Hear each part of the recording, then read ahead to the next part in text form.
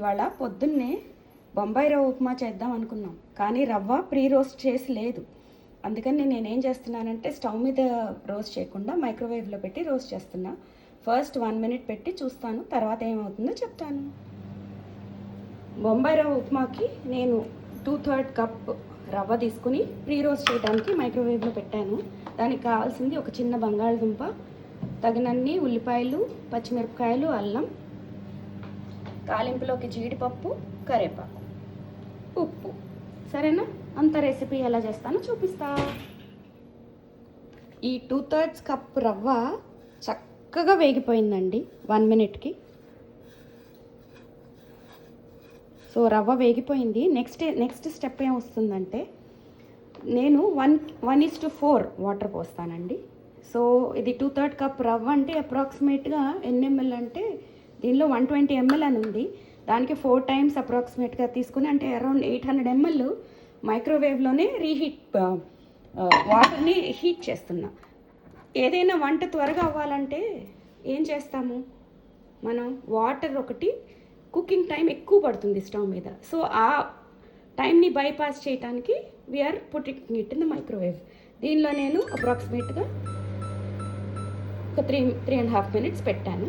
తర్వాత ఉప్మా స్టార్ట్ చేయడం ఎలా చేస్తానో చూపిస్తా. ఒక పక్క మైక్రోవేవ్లో వాటర్ రీహీట్ అయిపోతున్నాయండి. ఈ లోపల నేను ఉప్మాకి తాలింపు వేసేస్తా. సరేనా? శనగపప్పు, మినప్పప్పు, జీలకర్ర, ఆవాలు, ఎండుమిరపకాయలు, కరివేపాకు,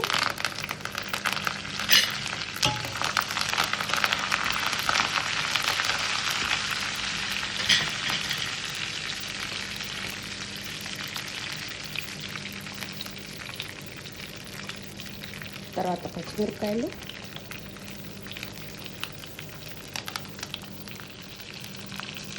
ఈ మధ్య నేను ఒక కొత్త ట్రిక్ అన్కవర్ చేశాను. ఈ జీడిపప్పు అంతకుముందు ఒలిచి వేసేదాన్ని, కానీ ఇప్పుడు మనం ఉప్మాకి ఎలాగో నీళ్లు పోస్తాం కదా, నీళ్లు పోసి అంతా కుక్ చేసే లోపల వాటంతా అయ్యే స్ప్లిట్ అయిపోతున్నాయండి. శ్రమే అక్కర్లేదు. జీడిపప్పు కాస్త వేగని కళ్ళం తర్వాత ఉల్లిపాయలు వేసి కొంచెం ఉల్లిపాయలు అట్లా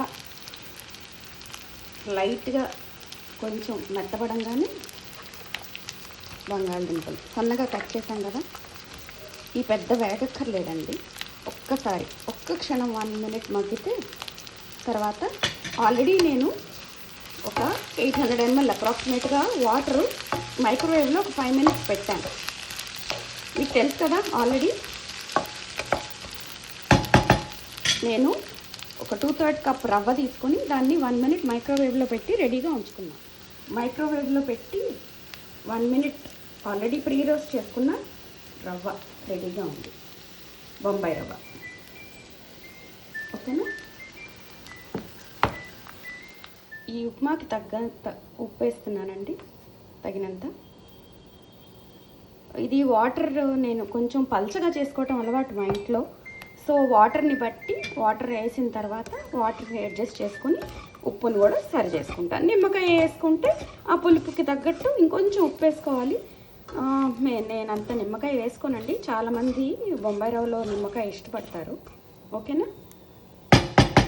1:4 చప్పున మైక్రోవేవ్లో ఒక 800 ఎంఎల్ వాటర్ నేను ప్రీహీట్ చేసుకున్నాను. కెటిల్లో కూడా చేసుకుంటారండి, నాకు ఇది కన్వీనియంట్. నాకు మళ్ళీ కౌంటర్ టాప్ మీద ఇంకో అప్లయన్స్ ఇష్టం లేదు, అందుకని నేను దీనిలో చేస్తున్నాను. సో 1:4 లెక్కన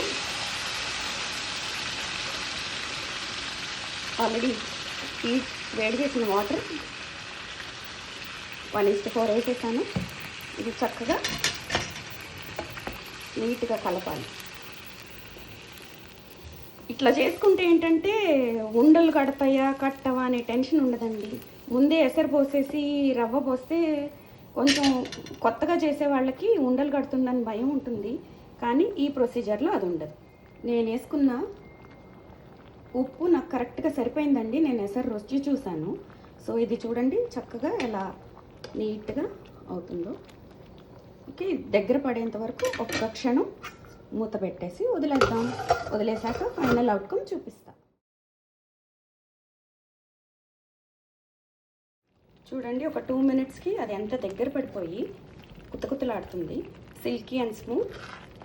అండ్ నేను ఈ స్టేజ్లో ఆపేస్తానండి, ఎందుకంటే అది తర్వాత గట్టి పడుతుంది. మనం తినే టైంకి ఒక 10 మినిట్స్ తర్వాత తిన్నాం అనుకోండి, దానిలో ఒక్క రవ్వ ఇందాక కూడా వేసానండి, ఒక్క స్పూను నెయ్యి వేసేసి దింపేసుకుంటే మన ఉప్మా రెడీ.